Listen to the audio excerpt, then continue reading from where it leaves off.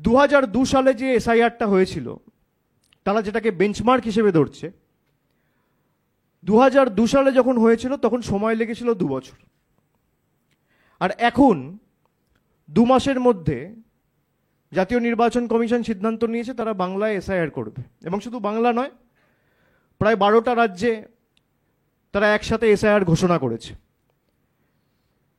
কিন্তু আপনারা দেখেছেন কালকে যে 5টা রাজ্যে আগামী 2026 সালে নির্বাচন রয়েছে এপ্রিল মাসে, তার মধ্যে বাংলায় নির্বাচন আছে, কেরালায় নির্বাচন আছে, তামিলনাড়ুতে নির্বাচন আছে, আসামে নির্বাচন আছে, পন্ডিচেরিতে নির্বাচন আছে।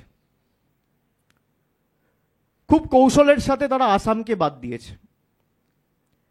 এবং এটা তো কাকতালীয় হতে পারে না। এই 5টা রাজ্যে আপনি যদি দেখেন তাহলে এই 5টা রাজ্যে একমাত্র আসাম যেখানে বিজেপি ক্ষমতায় রয়েছে। তাহলে বিজেপি যেখানে ক্ষমতায় থাকবে সেই রাজ্য যখন আগামী 5 মাস 6 মাসের মধ্যে নির্বাচনে যাবে, সেখানে এসআইআর হবে না, বাংলায় এসআইআর হবে।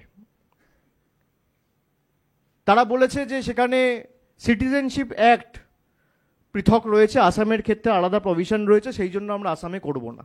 তাহলে আপনি এক দেশ এক বিধান এক নিশান, ওয়ান নেশন ওয়ান ইলেকশন এসব গল্প দেন কেন?